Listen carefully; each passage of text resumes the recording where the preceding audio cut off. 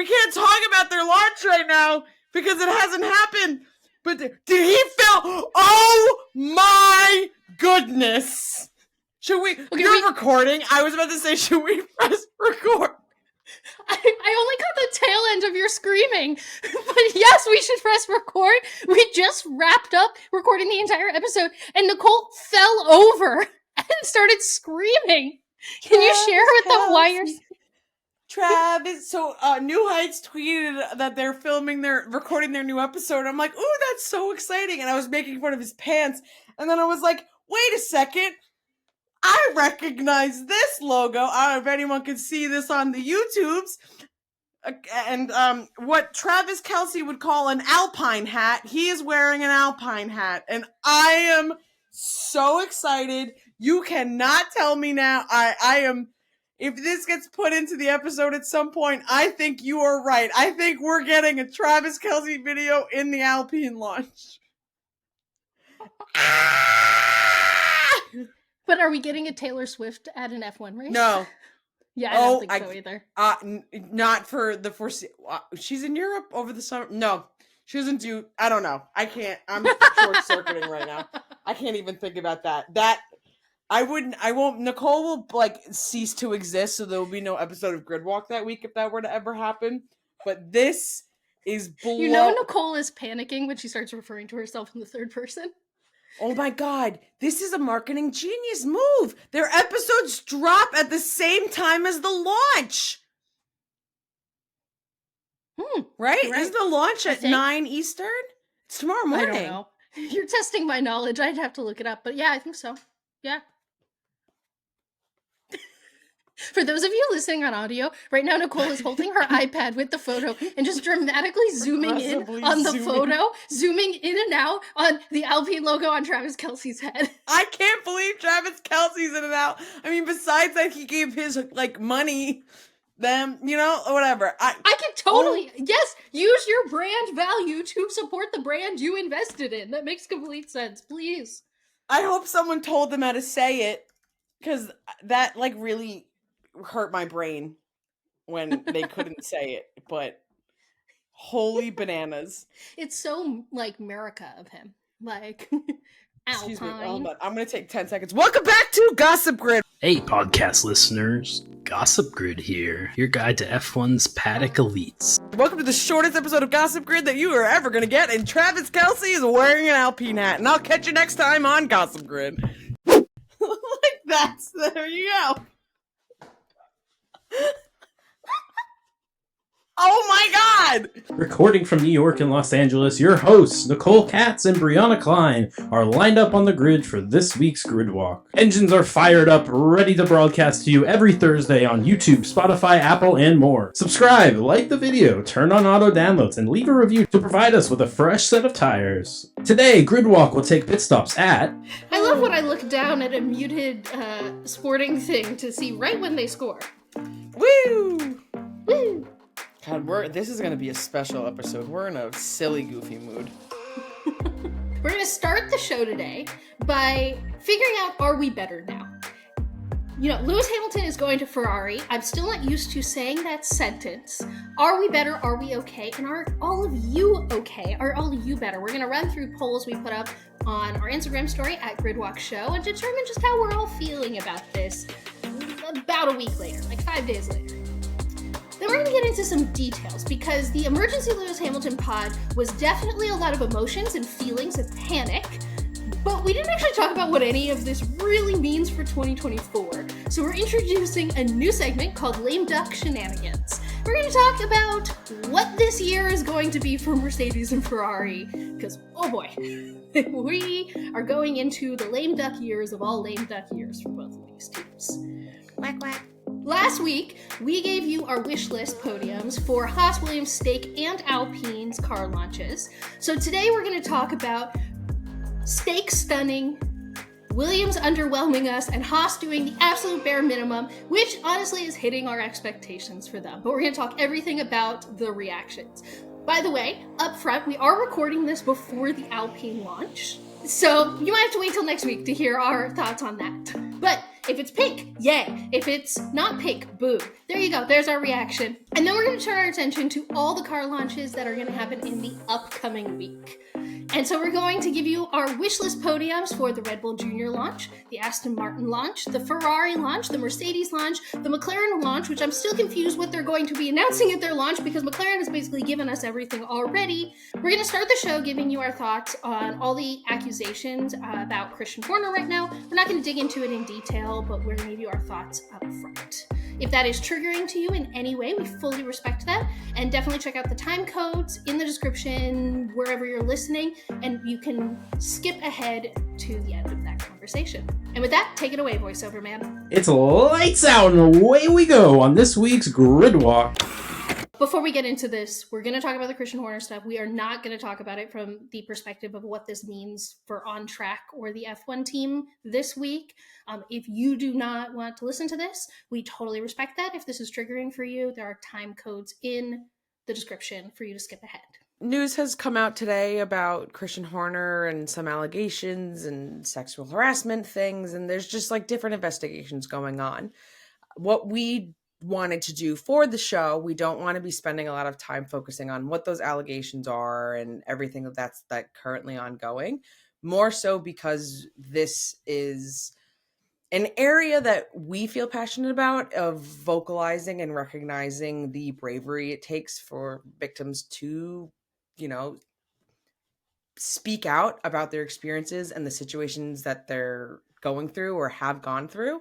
And that's why a lot of the times women or men or whoever, whatever you identify as, like, don't speak up about these situations because they're sometimes like not necessarily believed. So the two of us found it to be very important that we just wanted to vocalize, support for victims in this situation, that show that like we're an area of support, that like we admire anyone who's willing to do the hard thing and speak out, especially when it seems like the world could be against you in that situation. I mean, when you're especially making claims and statements about someone that is in such a position of power, it can so very easily like just fall right back on you. And that's so frightening and so very scary. So we just wanted to open up the show to bring light to this situation, that it's so very serious that we felt like we couldn't just have a normal episode without acknowledging what's currently going on. And again, we're not diving into what those allegations are. And once, further investigations go on, maybe that will change depending on, how we feel about it and what we're comfortable with, what our viewers kind of, if you give feedback and like you feel comfortable hearing these types of things, it's just important to us to be vocalizing support in something like this, because if we're not using our platform and our voices to kind of highlight and raise the other voices that we believe in and support for that, then it kind of defeats the purpose of one of the reasons why we do this show. Right. This is something you'll hear other people say, but it's very true that not a single woman in my life either isn't very close to someone who has been sexually harassed in some way, or them themselves has been. So it's really impossible for it not to hit close to home for us, and just to instantly from my brain to go and think about the victim. And of all the people in my life who I know who have been sexually harassed, not a single one of them has reported or wanted to report because they knew the odds and that it would instantly fall back on them. And so like I am, super impressed that the victim was able to stand up for herself in a way that I don't know if I ever would be able to. I would hope that I would, and I hope that she has a great support system around her, and I really hope that Red Bull takes this very seriously, because this is not these allegations are against someone who is one of the probably 5 faces of this sport. And if the allegations are true and there was sexual misconduct in any way, that's not someone that we want as the face of F1 in any way. Yeah. It's very disheartening to hear. So right. Hopefully all investigations are done with due diligence and, everyone can kind of like be at peace, but it's not something that you can let slide by. And I do hope Red Bull is taking this as seriously So, as we'll hear later, not really talking too much about their upcoming car launch because we believe they have priorities elsewhere right now. So if that's where their focus needs to be, then great. I think your car is going to be pretty okay this year. You're going to be fine. Now figure out your stuff off track. Right. I can't make a goofy podium about how I want there to be fireworks at your car launch when the reality is I just want your working environment to be safe. Yeah. I'm expecting the bare minimum. Positive of this, I would point you in the direction of James Vow's comments. He made comments when he was interviewed by Bloomberg. They were incredible. So I'll point you in the direction of that. Maybe we'll link it in the comments below because it's great to see that there is vocal support for sexual assault survivors coming and from other teams, and he's saying that he doesn't want this to be a part of F1. And then we'll also put some resources, hotlines and stuff for anyone who needs it, or if you want to share it with other people. But yeah, we're gonna go week by week with this. So obviously, as we get news, we'll determine that week what we feel comfortable talking about, and we'll communicate with you on the episodes. We're not going to surprise you with anything, and we're not going to dramatically pivot into talking about Red Bull, the F1 team, until we feel comfortable doing so. So don't worry. No, there will be no surprises from us. The results are in. We're talking about polls now from the people that listen to the show. It's been 5-ish days. Are you feeling better? Are you still in shock? Where in the journey to acceptance about Lewis Hamilton to Ferrari are you right now? I'm in shock, but there's a lot more excitement, especially now with all different interviews about how part of Lewis's dream as a child was always to be winning a race in red, and it's the going back to the quote of everyone's a Ferrari fan, and so that I feel good about. So I don't feel doom and gloom. I still feel very weird, and every time we say Lewis Hamilton and Ferrari and weird, but as it goes on, I can start to be looking for the things that make sense, but I still feel kind of my world was very rocked. Right. I don't think it's gonna feel real until I see him in a Ferrari race suit for the first time. Yeah. Until he's in red. But I think I'm past the initial shock, and I'm into he seems so excited, so I'm excited for him. Kind of. Yeah, that's definitely, it seems like the appropriate vibe. So it's positive. All of it's positive. Right. 100%. So I wanted to get a gauge on how everyone who follows Gridwalk was feeling. So I put up some polls on our Instagram stories at Gridwalk Show. Also, leading into the season, we do put up polls post every race weekend. So definitely make sure to follow us on Instagram and participate in the polls so you can have your voice heard. But I asked a couple days later, how are you feeling about the Hamilton to Ferrari move? 43% said 2025 can't get here fast enough. And then tied with 29% at peace is still in shock or worried and stressed. So I think the general vibe is, for whether it's because this year's going to be interesting or because this year, I now just want to be at 2025. Red Bull's going to dominate the season anyway. Get me to Hamilton in the Ferrari already. I know. I don't want to say, we know what we can expect from 2024 because, you never know what you can be expecting in this sport, blah, blah, blah, except I do feel like I can expect Red Bull dominance, blah, blah, blah, blah, blah. So, 2025! Woo! Woo! Seems like most of us are in that place. Then I asked, in 2024, the Mercedes season will be, and the options were extra combative, quietly tense, or just peachy. Nicole, where did you land in this spectrum? I believe I went with quietly tense. Quietly tense, but it may bubble over. But I think starting quietly tense. Well, you were with the vast majority of people. 67% of people also felt like they were going to be quietly tense. Only 11% said extra combative, and that's kind of where I am. I think that this was already boiling over last season to be pretty combative. I think we went through the quietly tense season already. But most of you do disagree with me. 22% said peachy. Everything's going to be fine.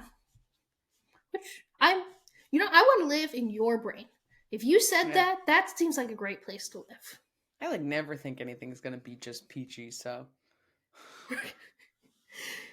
Conversely, I asked this season Ferrari will be extra combative, quietly tense, or peachy. Where'd you land there? I don't remember. I might have said extra combative on this one, but why the difference? I don't know. I also just kind of feel like maybe it's because Carlos is a little up in the air right now and also Ferrari just tends to have a little bit more of a they run no! Yeah, strategy, plan, ZZY, there just feels like there's a little bit more of an opportunity for chaos, I guess. It's a gut feeling. Nothing real logical here. Just a gut feeling. I mean, we can't know for sure. This is a gut check for all of us who participated in these polls. This one was more divided. 44% said extra combative, 44% said quietly tense, and the remaining said peachy. So almost no one thinks it's going to be peachy. Yeah, so I think this one's an either or. It's either it's tense, it's overflowing, and I think it just depends on the weekend and or what driver has the right setup for Ferrari. Now I am the opposite of you, because you thought Ferrari is going to be more combative than Mercedes. I think Carlos doesn't have the leverage to be combative this season. He's basically having a job interview for a seat. And hopefully he's hoping probably for a good seat. He's hoping to get that Mercedes seat or maybe that Red Bull seat, whatever it is.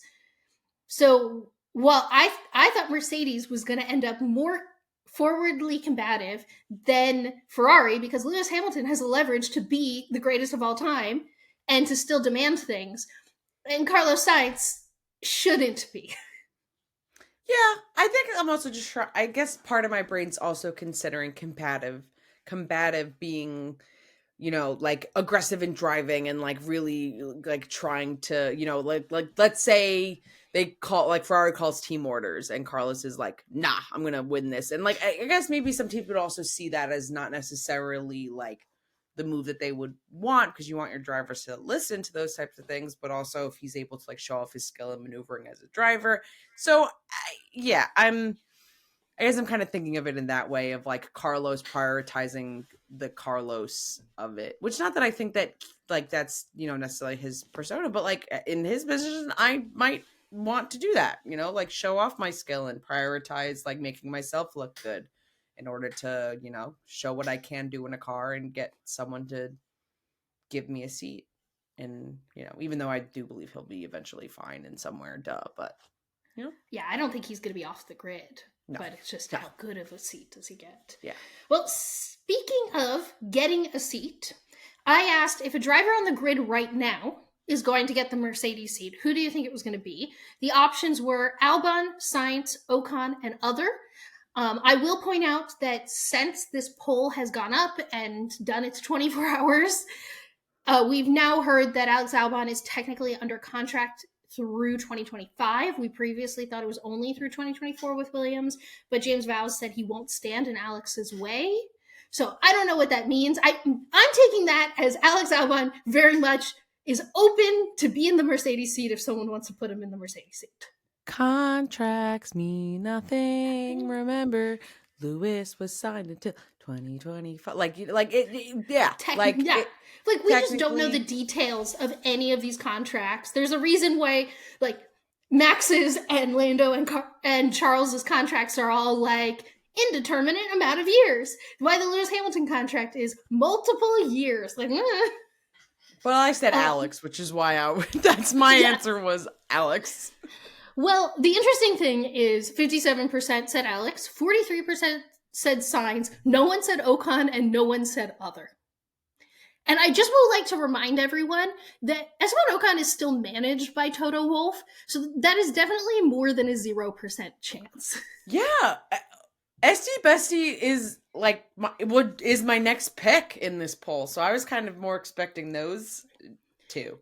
And shout out to everyone who listens to Gridwalk for not buying into the Fernando Alonso to Mercedes stuff, because that's probably why someone would click other of the people currently on the grid.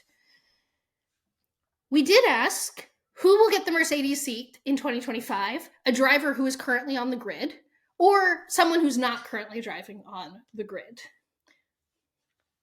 I went with the boring answer. I did say on the grid. Well, you're with the vast majority. That's 75%. 25% said a driver not on the grid right now. I'm kind of...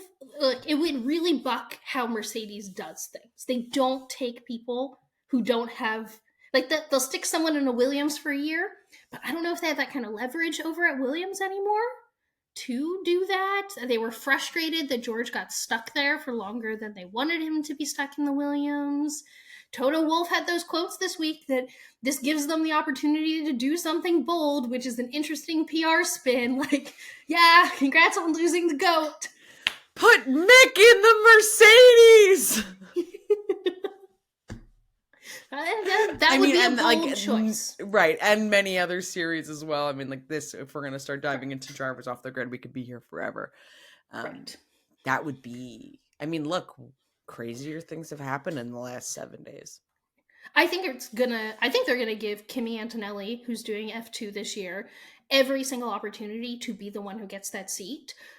There were reports that F2 did testing this week, and Kimi was like seconds faster than the rest of the grid, the F2 grid. So if he comes in and dominates F2, I'm sure he's gonna have every opportunity at the Merc seat. So there's definitely not enough information right now to answer this question. But I'm kind of hoping for not on the grid, because it would be good to get some spicy young blood in the sport in general. Oh, yeah. And last but not least, which seat is more desirable for a driver in 2025? Red Bull or Mercedes?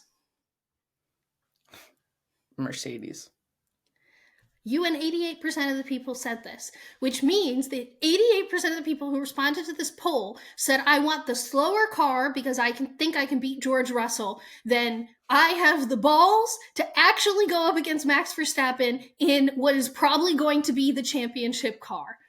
And I think if I put myself in the mind of most drivers on the grid, smart or not, to get to that point in their career, they're saying Red Bull. They better say Red Bull. Right. They should. I would be a horrible Formula One driver. I've acknowledged that. I would not be, I know I would not be. Same. Hi, my name is Lando Norris. I don't think he's a horrible driver, but I just suddenly was also not wanting to race against Max. I think Lando's a great driver, I think. But when you don't want to be in that car because you know you're not going to be able to beat Max Verstappen, I don't think I can meet Max Verstappen. Maybe I could. Which is really different than Lewis Hamilton and Charles Leclerc going, yeah, that sounds like a fun challenge to be up against each other. Mm-hmm. Yeah. That's why I have an F1 podcast and I'm not an F1 driver. I am not a professional athlete because I just don't have that killer instinct. So I agree. Let me have the Mercedes. But I think which seat is more desirable to a race car driver? It should be the Red Bull. Yeah, I guess also I'm thinking right now, if you're in, there's just a lot, you could, what's the best way of phrasing this? Because I wanted to say that you can, I feel like there's almost more of an opportunity to prove yourself at Mercedes, but I think that's only because I feel like there's more of a likelihood of someone coming in that's able to impress at Mercedes compared to George. Then I feel like the odds of somebody coming in, as much as I would love for someone to come in and then like show Max Verstappen, but currently at the situation at Red Bull, it's like the Max Verstappen party, the Max Verstappen city, the Max Verstappen car. But let me throw, I don't know how much I believe what I'm about to say, but I'm going to throw a wrench in that thought. We have seen Max demolish Checo. So if anyone comes into this seat in 2025 and is closer than Checo on their first year and has never had Red Bull sim time, so like I don't believe in, you know, like Daniel Ricciardo won't get this kind of leeway from me because he gets Red Bull sim time and has done Red Bull testing and all this stuff. But let's say, for example, you take a Lando Norris and he gets dropped into the Red Bull, and maybe he's not beating Max, but he's really close to Max in that first year. The amount of credit we would give Lando for stepping into Max's team and being close, and then the hype we would go into in 2026, being like, oh, okay, Lando has ingrained himself in the team now, and like those two taking it to each other in the same car, that would be unreal. Like, I don't think you need to beat Max in your first year to get the credit from all of us. You just need to not be qualifying P15 in the car that's beating everyone by 20, 30 seconds every race. Consistently make it to Q1. Woo! 3, you mean. Q3. Yes. Q3. Oh my god, I am so tired. Consistently make it to Q. It's been so long. Oh my god. Huh, yes. Consistently make it to Q3. I guess I meant to say out of Q1. Yeah, I was like, one of the ways you were going to say this, and... Whose sentences I put together and said the wrong things. Quack, quack, quack, quack, quack, quack, quack, quack. Something we didn't touch on last week in our spiraling about Lewis Hamilton to Ferrari is, what is 2024 going to be like? Which we're going to refer to as the lame duck year Quack, quack. for Carlos at Ferrari and Lewis at Mercedes. And this is very early in the season, aka the season hasn't even started for us to find this out. And I think there's a lot of ramifications, and there's serious ramifications and silly ramifications. So let's start with serious real fast. And my brain immediately goes to Mercedes does not get, or is likely to not get, the technical support of Lewis Hamilton for their car this entire season, which is going to be wild. Because a general rule of thumb is as soon as a driver announces they're leaving, they're immediately removed from all technical conversations. So I think that's a bigger detriment to Mercedes, actually. Toto says they're not going to do that, but ooh. I mean, if we're to believe like a lot of the quotes that we've been getting over the last year, it seems like they weren't listening to like the advice he wanted to give them to begin with. True. Anyway, which I think is all part of this problem. And I think a big reason why he's leaving is because I do believe that he had great recommendations like for this car and like last year and year before, and you know, there's no one was implementing the changes or doing anything. So I think that's, you know, part of his frustration and stuff. And if there was no change in that, then like part of the reason of like why sticking around. So whether it's they choose not to let him be involved, or he decides, well, there's no point now, or like I don't need to do this, then yeah, I do think that there will be less collaboration in that sense, right? Whether no matter whose side it's on. Yeah, I think there will be less collaboration, and I think, to your point, Mercedes will continue to suffer by not listening to Lewis. Because you're right, they weren't listening before. I didn't think about that at all. I don't think, some way I don't think this is going to affect anything is that I don't think Lewis is going to be trying less on track in any way. Lewis is a race car driver, and he wants to go fast and do the best he can, and he's going to work with the team to get the setup to where the setup needs to be every weekend, and he's going to try his best in race. And like I said earlier, Carlos Sainz is auditioning for a role. There's absolutely no way he's going to damage the team in any way by going slower. Like, I don't think either of them are going to try any less hard on track because they're like, doesn't matter, I'm out. Right. Yeah, I think that's true. Because, I mean, Carlos, to your point, things to prove, looking for a seat, somewhere to go, basically a never-ending job interview. Right. Lewis, he committed to the cause. Like, he's a race car driver. He wants to go fast. And I do believe Mercedes will always have a very special place in his heart. It is like, I mean, a monumental piece of his career, and will always be that way no matter what continues to happen. So I don't think that will change his efforts at all. I do think in terms, it will be very interesting to see as the season goes on at Ferrari and at Mercedes, like where they opt to try upgrades first, and whether they see that as a benefit going to their new preferred driver, or like just not to the driver that's departing, or maybe they'll want to use Lewis as the driver with the upgrades just so that they like don't know what's going to happen, and kind of getting that idea. It'll be very interesting to see where that favoritism lies in the way between the drivers on both teams. I think it's going to be, that is going to be very stressful for, not stressful. Stressful is not the right word. It's going to be very frustrating for us as Mercedes fans. Reset my brain. It is going to be very frustrating for us as Lewis Hamilton fans this season because they are going to favor George. The entire That was like a really crazy correction. Like Yeah. Sorry. No, but I know, like, it's the first time I've like kind of, and we've labeled ourselves and identify as like supporters of drivers, and like but it was so really interesting hearing for the first time of like Mercedes fan, Lewis Hamilton fan. Right, like, and I've always been a Lewis Hamilton fan and known that I was always I'm just going to support wherever Lewis chooses to drive, but the same way that everyone's associated Lewis with Mercedes, it's been so easy for my brain to say, yeah, I'm a Mercedes fan for so long. It's going to take a while for me to rewire my brain. Yeah. But they are going to favor George. And for the past 2 seasons, whether they get it right all the time, they at least seem to be trying to favor whoever was faster that weekend up until the point in the race.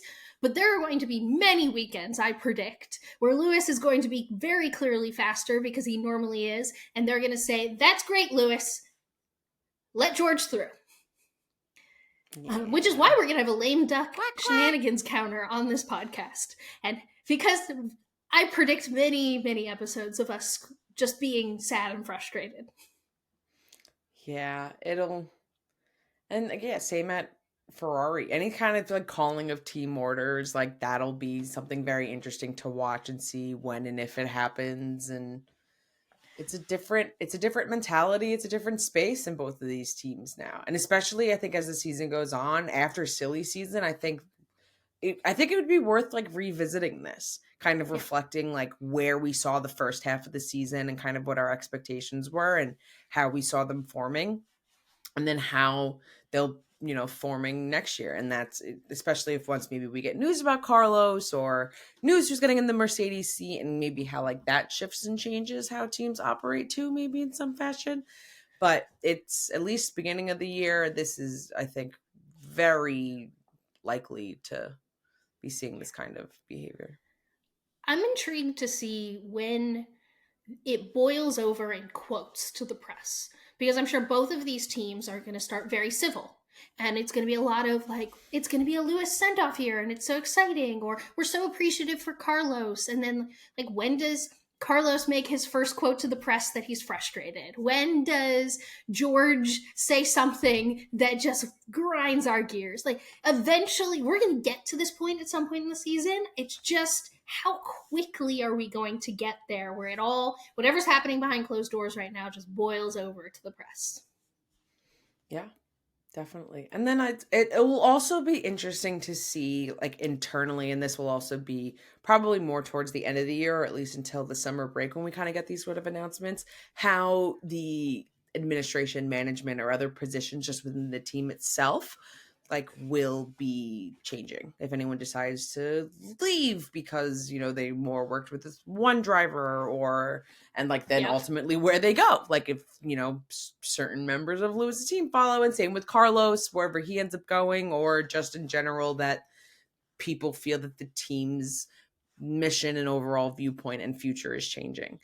That's especially again, Lewis was a big part of the future and like planning of Mercedes, and I think most people kind of thought that was going to be like that career move forever, and a Sterling Moss, and end your career here, ambassador here forever, and then and apparently Mercedes didn't want that, so If you are not watching us on YouTube, just know on YouTube our full report cards for all the things we care about for car launches are going to be up on the screen in the videos. If not, you can go to our social media at Gridwalk Show, and there's also cards there with our full report cards to listen along. We don't want to talk for 10 hours about these car launches because there's really not much to say, which is not why we're not going line item by line item on our report cards. Because guess what? Haas is the first one we have to talk about, and they got a 1 out of 5 from both of us.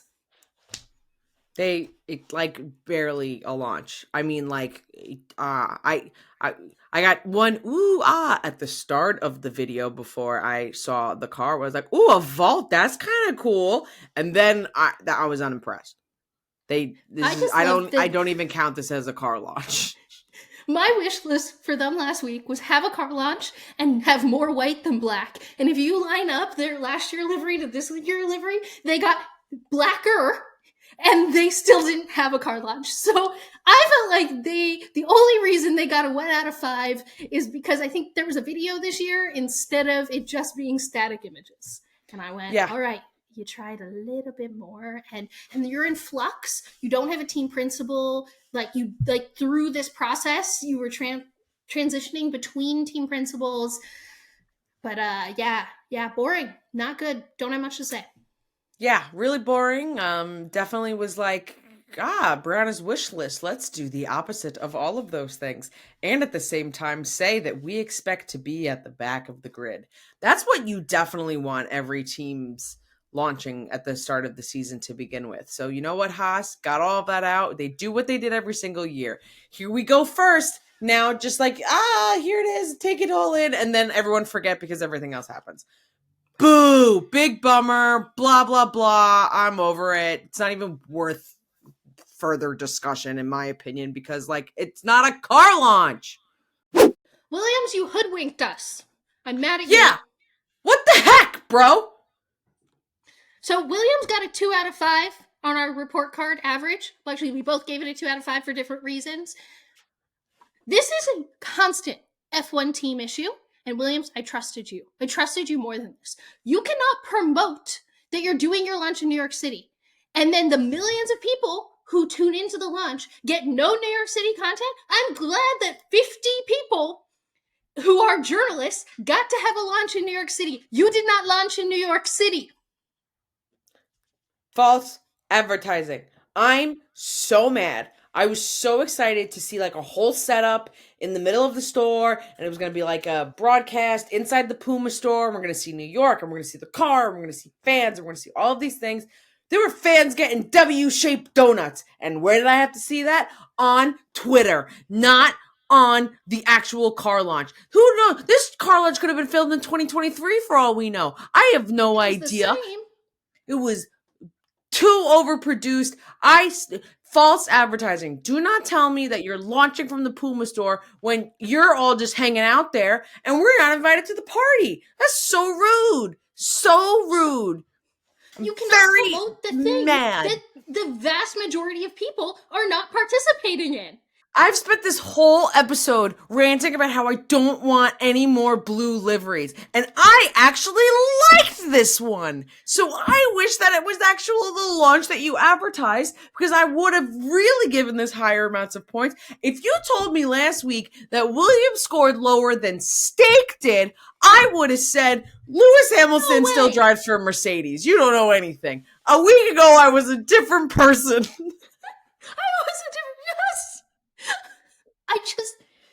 They did so much New York City hype. And the one thing we said episodes ago when we were so excited about this is if you're going to do a New York City thing, your launch needs to lean into New York City. Instead, we got a studio show with Will Buxton interviewing people. And they could have been incredible interviews, but I just was sitting there fuming the entire time that it was some pre-recorded thing that I didn't care for. Like, I was like, whatever. I mean, they gave Alex a little more space than last year to show off some personality, so I appreciated that. But you know what would give both of these drivers space for a lot of personality? You put a microphone in their face and you make it live. Yeah. And like at first I had thought that because all of the promo leading up was in New York, Yeah. and they spent all of this money setting up in the store with the show car, doing all of that, and they also had this big production of it pre-filmed. At first, I thought it was going to be like the beginning and Will Buxton and like leads doing in, all of yeah. that types of stuff, and then like really like going to New York. And then as it kept going, I'm like, oh, we're on like interview 3 and we're still not in New York. And then even in the beginning, like the intro video was really cool. And they had that moment where it like cut to Logan and Alex like watching it. I was like, haha, that's funny. Like breaking the fourth wall. Like this is going to be great. And then all of a sudden I'm in the production studio all over again, not in the Puma store on Fifth Ave, not as I was advertised. Williams, I'm mad at you. Know your audience too. I'm sure it was incredible for the people who got to go, for the journalists who were there reporting on it in the store, and for the small group of fans who got, to be able to be there. And I'm super happy for them. It looks like they had a great time. Like that looks great. But the predominant thing you are promoting on social media to the large group of people, they're not going to see any of that content.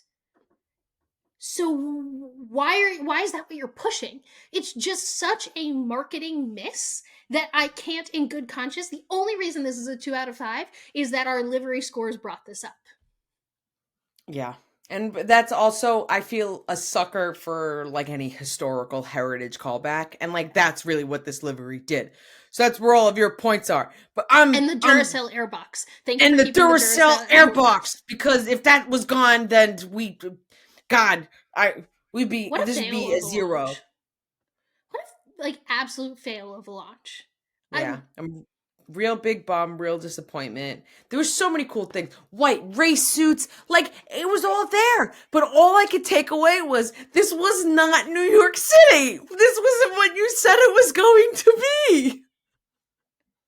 Manage the expectations. All right, the steak car launch. I know that everyone's been on their toes waiting for us to talk about this one. They had to sit there and listen to us talk about Haas and Williams to get to us talking about this. And to the shock of no one who watches Gridwalk, this is a 4 out of 5. Like, there are so few things that they could have done better to make this an incredible car launch, because this was an incredible car launch. You know what? Who would be surprised of this? Us, like a month ago, when Steak, whatever fumble name here, was released. Filet Mignon did an unbelievable job. Like, I had such low expectations due to Alfa Romeo's launch last year that I was like, really, the bar is so low. But whoa, they blew me out of the water. I really enjoyed the launch, like across the board. Oh my God. But the production, the visuals, just starting out from the beginning, all of their production footage, the intro videos, just the branding across the board, like really followed through from everything they were posting online. Oh, and work that of was art. Actually the branding aesthetic part of it was the part I had really low expectations for, because what they've been posting on their social media account has been neon green, but it didn't really have a lot of feeling or emotion to it. But every single one of those videos, to your point, was production perfectly well communicated what their brand identity was going to be. It was fun. It was youthful. It was exciting. I didn't really even care what they were saying in it because, like, whatever. Like, there was definitely a lot of like, we're here to make noise, and it's like, yeah, for 2 years, and like we'll make that joke forever. But I didn't care because it was such a well executed brand vision that then I think the second thing we have to talk about is the set and the location, because not only did they execute visually on the video components this incredible brand image, but then they chose this cathedral, lit it up green, had these floating red candle lights, so much just neon green signage. Like, if you're gonna go neon green, and they delivered. Yeah, it felt like we were in the Green Goblin's lair. I 100% feel Yes. like this is what the inside of it would look like. And, we had talked about last week when going over like wish lists of things of like, you're here for a good time, not for a long time. And oh my God, did they make that so unbelievably clear that they were aware of that and like Yep. were addressing it and were very upfront about it. And it made it for a better launch. I was worried that they were going to just be like, this is a new beginnings and stuff. But they were so upfront of like, this is what we're here for. This is what we're doing. This is what we're going to lean into and the different ways like that. And it was everything that a short-term team could do for a launch. And they did. And I felt entertained the entire time. Like Naomi Shift was incredible. Her jokes landed. She really she was definitely given instructions on what the brand vibe was going to be, and she hit on it for me. She also looked incredible. I loved her outfit so much.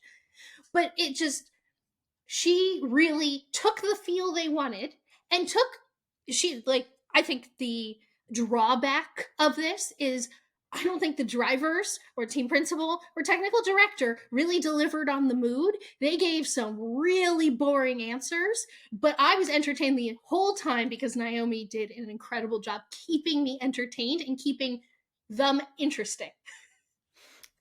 Yes. And then while the drivers were, or whoever was kind of like into your point of, we got, the standard answers that we would expect, wasn't anything necessarily very special.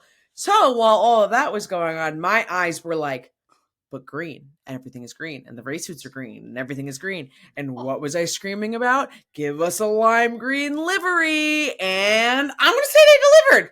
I feel content. I do feel like if a little kid, to your point, were to look at the car and say, what color is it? They would say green. So you know what? You nailed it. You nailed it. It looks like it's from Mario Kart. I wanted green livery, and they did it. It's going to stand out on track amongst all of the blue. I love this livery. I'm so excited about this livery. It passed the little kid test. And I just was so impressed across the board that they decided to go with this brand identity. And I felt like they hit on that brand identity with every decision they made. With the race suits, with the livery, with the set, with the location, every single thing felt like it was on brand. And I now know exactly the type of content they should be delivering for the rest of the season. Because, make no mistake, I don't think this car is going to be fast. But I hope the team is fun. And they've been fun. And then they've continued to make like really fun, silly content on socials accounts. And that was something that last year we were constantly like, Alfa Romeo, you're not doing this. And towards the end of the season, I feel like you could tell that maybe they were bringing in like some of their new social people to be like trying out certain things. There's like a different energy. It definitely feels more of like a silly, goofy mood on like the things in their posts, and that they just feel like cool. Like they want to be cool. They want to be relatable. It feels younger. Like it could not have been more opposite from the Steve Jobs vibe around the like newscast broadcast table with the accidental leaking of the livery behind them before they actually announced the livery. Like full opposite 180 from last year's launch to this year's launch. I'm ready. I'm so hyped to see what they have for the rest of this year. Which is actually so impressive because we know it's the same quote unquote team, right? Just with a new brand identity. So I'm really impressed that they were able to create something last year that was so Alfa Romeo, it hurt us. It was so painful to watch it. And then they were able to, in 1 year, flip around their brand identity and make it this fun and lean into it this much.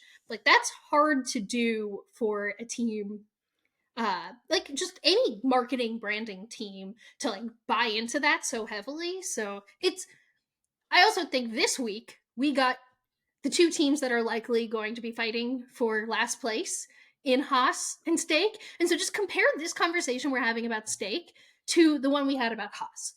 Because there is a way that you can make people excited about a team that we all know is going to be slow. But I'm sure there are going to be so many people who buy Stake merch just because of their branding and how exciting it is, despite the fact that no one thinks they're gonna jump. Like it's There's a way to Green do will make this. them go. Green will not. Green sometimes does not mean go, and it might, be DNF Green? instead. But It's so much more exciting to watch a green car get passed and lapped by Max Verstappen than just a normal car. Hi, people who are currently listening to this, you all know what the Alpine livery looks like and what the Alpine car launch was like. Guess what? Right now, while we're recording this, we don't know. So here is my summary of Alpine. If the car is pink, they probably scored a 4 or 5. They would have to really mess it up.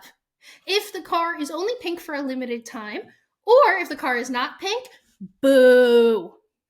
boo. And we'll, of course, revisit this on next week's episode. Big boo. Big Hope it's a yay. boo.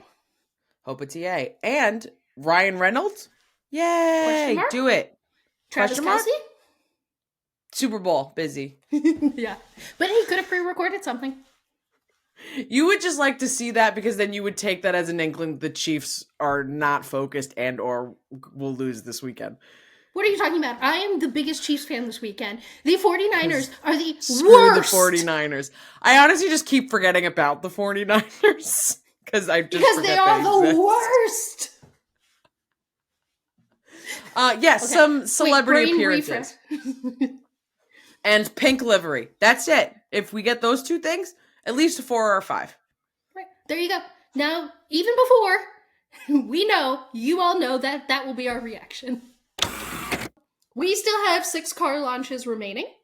We are not going to be talking about the Red Bull car launch because we have one wish for the Red Bull car launch that we've already addressed in this episode. So we're going to talk about the other 5 car launches that are coming soon in the orders and days that they're coming. And the first one comes the day after you all get this episode on Friday with Red Bull Jr. giving us a car launch.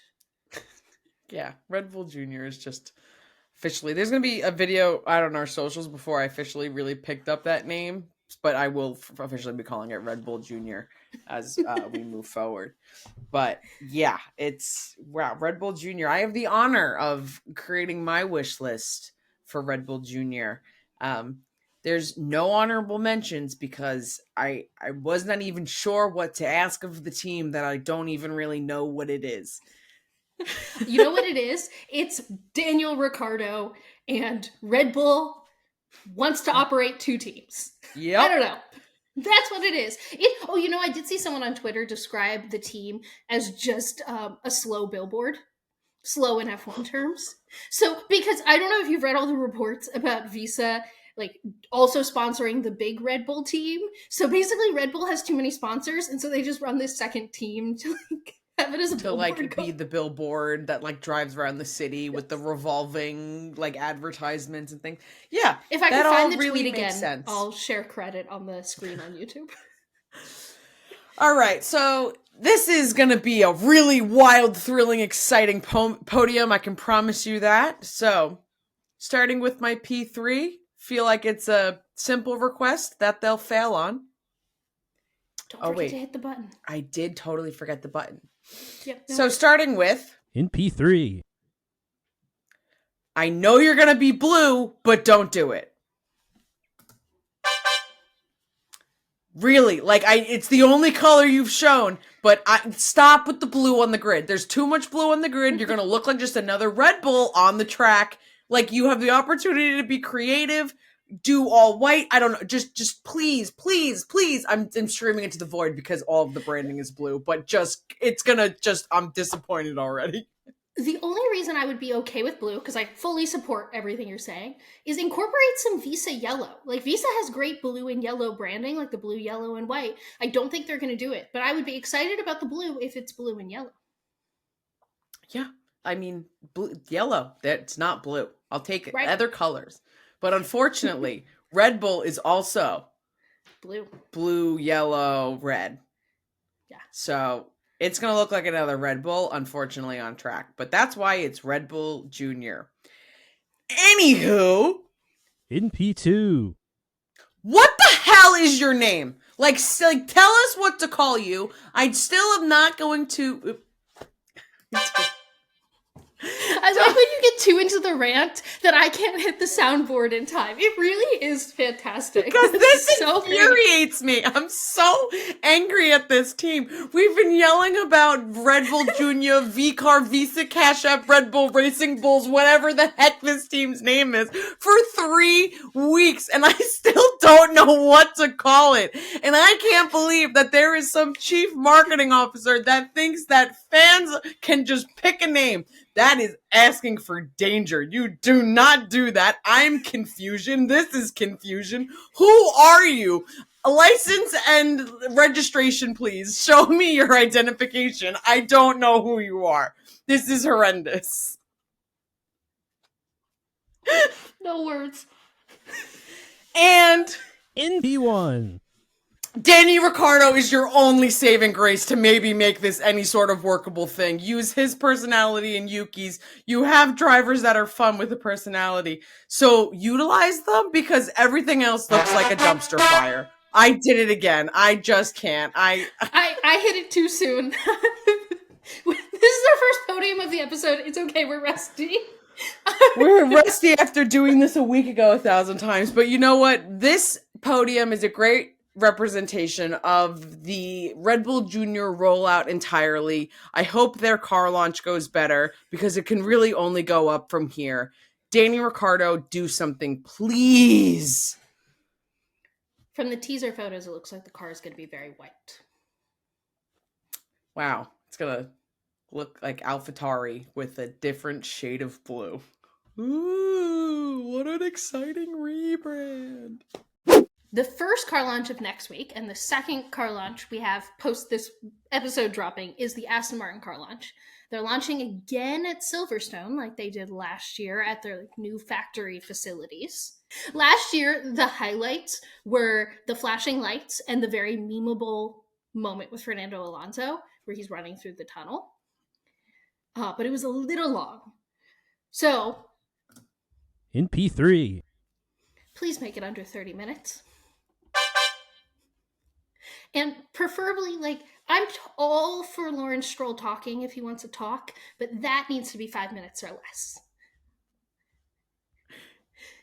Yeah, he can. That definitely felt like that could have been edited and taken down. But that was also another really good meme that we got. Yes. What a memeable launch last year was. So it's just, I feel like Aston Martin is accidentally funny. So nowhere on this podium do I actually say create more memeable moments or be funny, because I think if they tried, they would fail.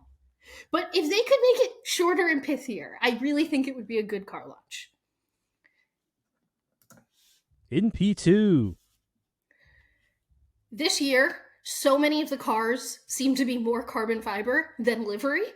So my hope and dream for Aston Martin is that it's more green than black.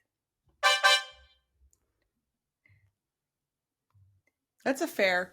That's yeah. I don't think that's asking for a lot. I feel like it's likely too. They were one of the teams last year that like didn't really lean into the carbon fiber in like such an obvious way. So I hope they stick with that.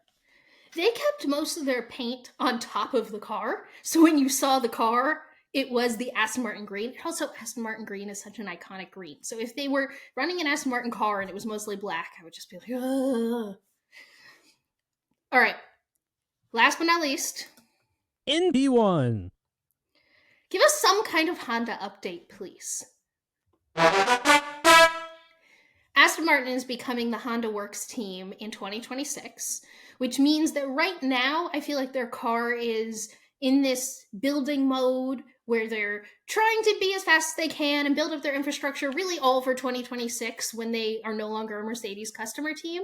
So of all the things that could come from the Aston Martin car launch, I would love something that we could lead the show with next week, talking about Honda for 2026.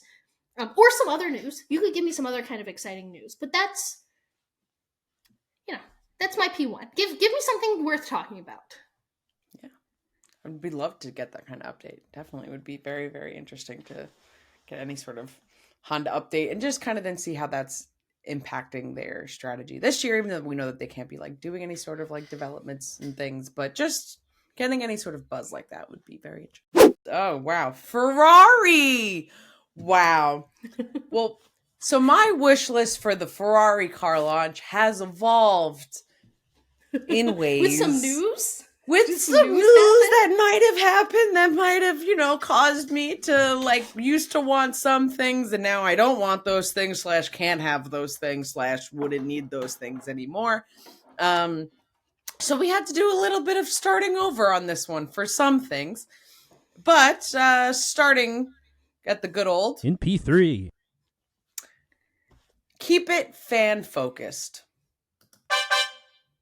Ferrari, I think, did one of the greatest jobs last year of having an entire grandstand full of Tifosi, losing their minds, clearly having, the best day of their lives. And, you could just see all of the fan hope that, really lives in Ferrari at the start of the season. And I want that to continue. So I'm hoping that there's still, a very noticeable and present fan presence at this year's launch. They drove the car. I don't know how you beat that. I've been wondering, because I haven't seen any leaks or announcements about what's happening or where this is happening. How can you go back to a normal launch after your launch last year was in front of a grandstand of fans and they drove the car? Anything they do, even if it's better than every other team, I feel like if it's not that, will be a letdown. In P2. Drive the car again! Sorry!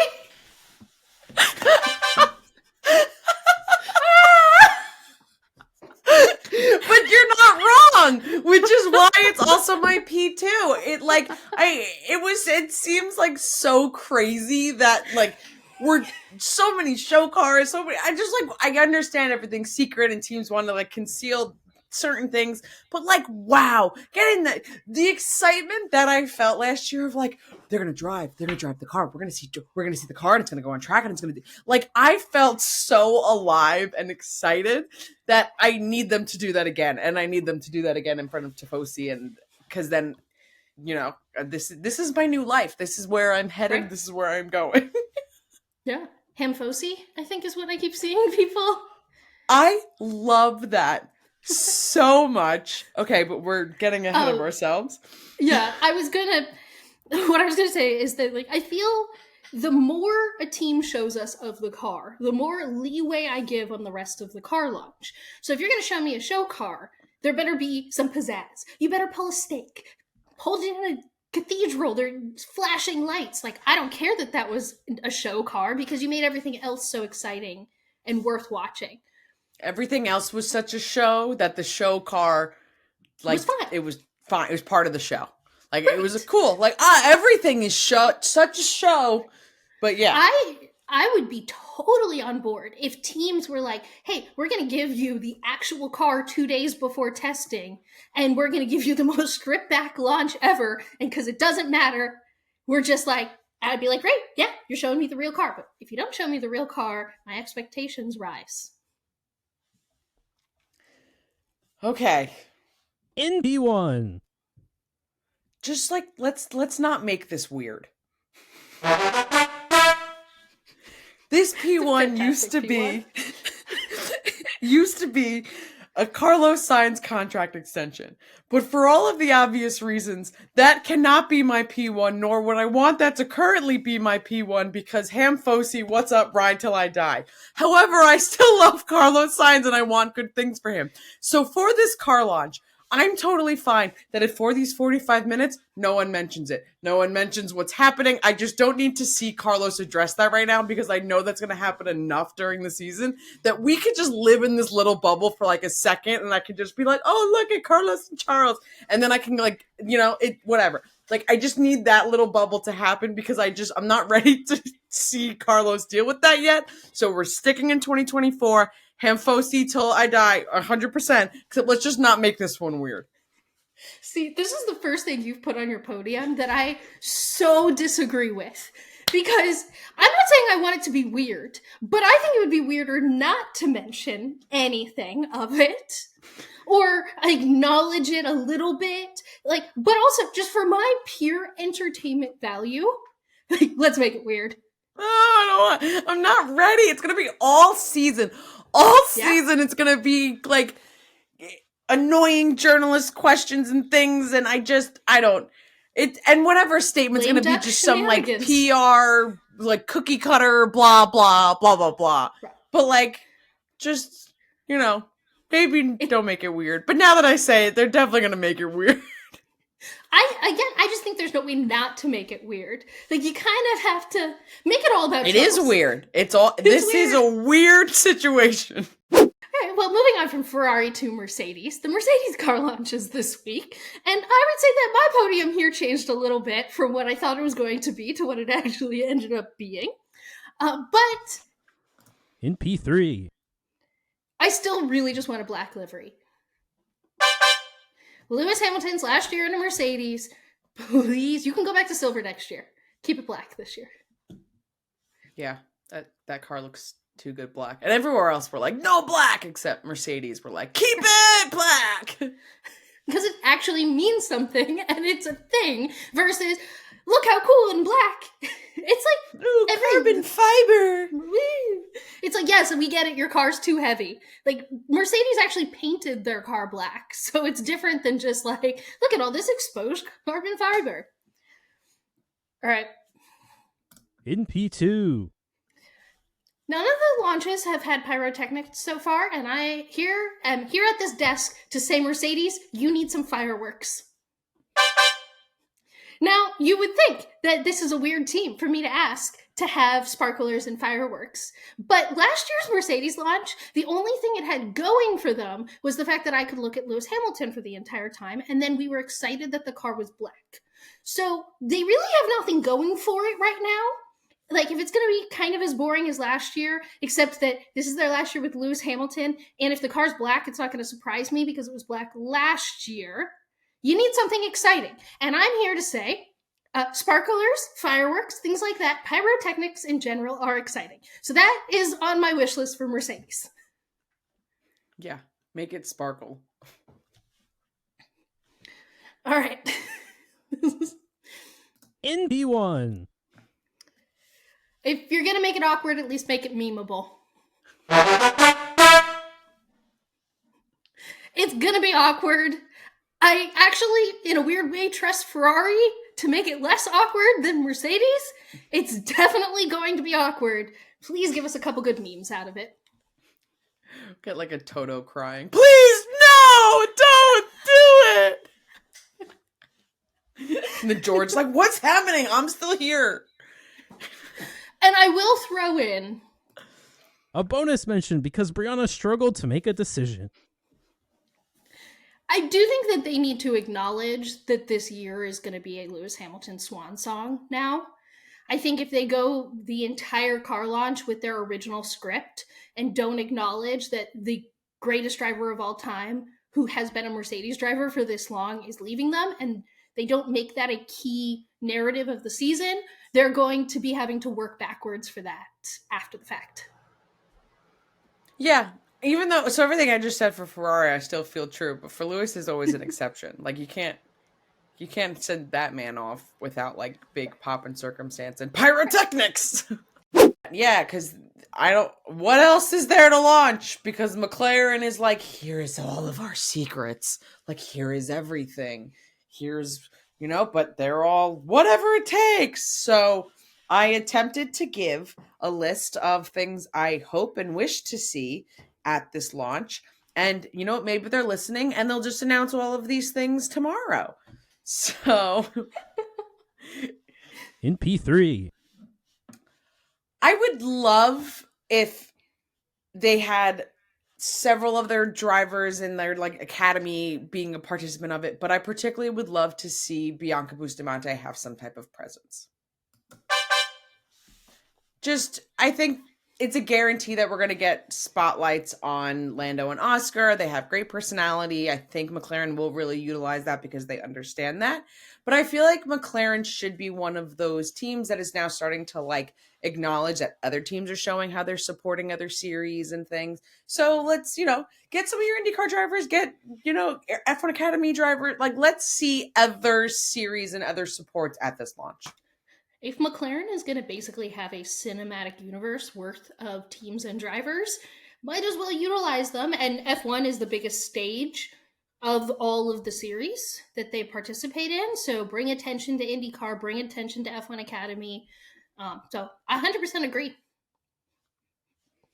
In P2.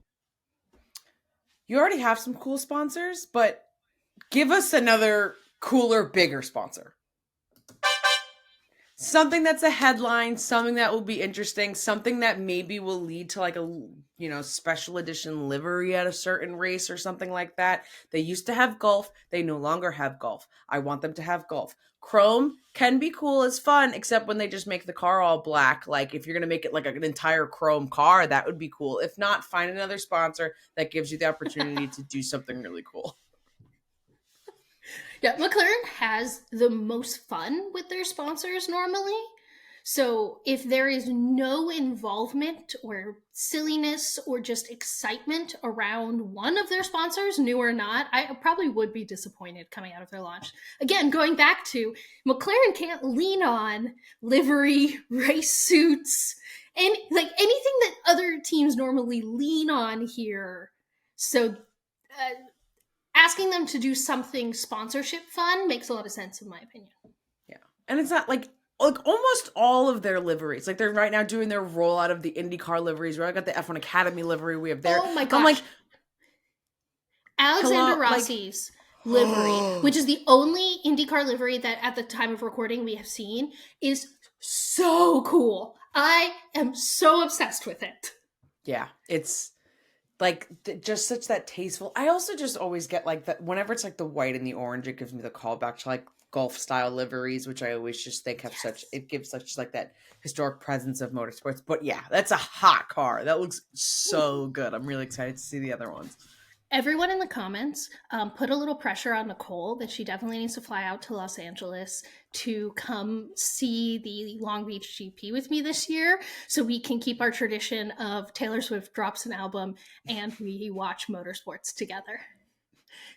And she's totally willing to do it, but so if she gets a little bit of pressure, that's all it's going to take for her to book her flights here. And then could you imagine we'll film an episode in person together in the same room? Shocking. Who would have thought? That would be wild. We'd have to get voiceover man to re-record the intro because we're not going to be from New York and Los Angeles. We're just only going to be in Los Angeles. Yeah. All right, and to wrap up this McLaren podium, In P1. If I don't see a real car, what are we doing? There is no excuse for a show car. It better be on a track. We better see what it does. Like, look, copy whatever Ferrari did last year. But if you are really leading to this whatever it takes mentality, and then I see a show car at your car launch, I'm done. I will not listen to anything that you're saying for the rest of the year. They unfortunately have decided their tagline for this season is going to be the most memeable tagline. DNFs, whatever it takes. We had to hit that wall. It was whatever it takes. Oh, we, had to mess up this tire strategy. Whatever it takes. It's whatever it takes, We're not saying what it's going to take us to, but whatever it takes is going to take us there. And it's going to be orange. But just a little bit of orange. Just a little. And like carbon fiber. And like a little orange. It's the final lap hitting every F1 garage. Get ready for this week's Yellow Sector Notes.